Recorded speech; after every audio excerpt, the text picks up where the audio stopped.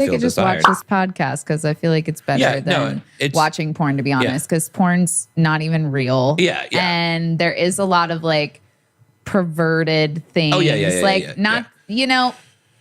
Not to hate on people's stuff, but at the same time, a lot of the stuff is not a natural thing. No. So it's like no woman wants to feel like she has to act. Right. That's not what I'm saying at all. Different for her man to feel, so like I don't feel like a man being romantic is acting.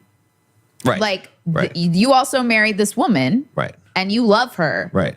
So it should not be acting to go get some flowers, her favorite flowers, and pay attention to her.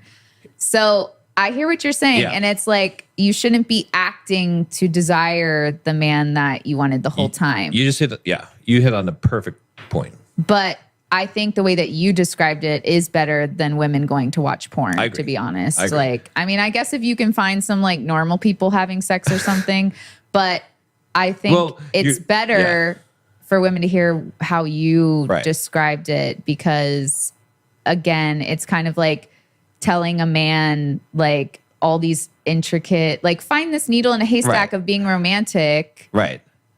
That's the same of telling a woman to watch porn. Because it's just not. I agree with you. A realistic thing. I was talking about the mind, like what you could garner from it. But let me give you, because you just hit on the perfect point. Because you said it's not fake when a man's being romantic. Mm-hmm. So you're right. What you're trying to get as a woman, the guy loves you. Mm-hmm. You're trying to get him to show it. Right, in his way. You desire the man. Mm-hmm. He wants you to show it as overtly as possible, as personally as possible, not fake. Mm-hmm. If I'm being romantic to you, and I'm being fake, you'll know it right away. Right. Immediately, right? Right. If you try to show a guy desire and you're not showing him your real true desire and you're trying to be fake, you're trying to manufacture that just so he feels desired, he's going to figure it out right away.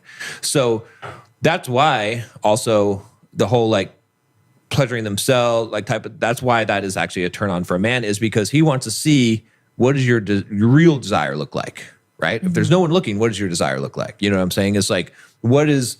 Well, on that, I think that she has to have the space to do that too, though. And I'm not saying like she needs a whole week, but I'm saying that like we said 2 to 3 times a week. So you do need to space it where she could show you that. You know what I mean? If like you're hounding her, you want to have sex every day of the week, which a lot of women feel like a man does feel that way, but you're saying that they don't. Okay, if you turn it around and you start doing that, like okay, at some point there's going to be a shift, right? Mm-hmm. But if you start turning it around, and then maybe the first week you do it every week, every day of the week. But what's going to happen is now that you're chasing and you're feeling that need is not going to be as great anymore. And now he's going to be able to sit comfortably and not feel like he needs to bug, because he knows that it's coming and he knows that the desire is there. Because that's what a lot of guys, women ask the question all the time, do you still love me? They're probing for love, right? Now, they'll be more desperate and more insecure and more needy in the sense that if a guy's not showing them the love, if a guy that is cold and the woman is constantly having to badger him, like, do you love me? Like, all this stuff. And then he turns around and now starts showing her love. At first, she's going to eat all that up and she's still going to probably act somewhat the same way.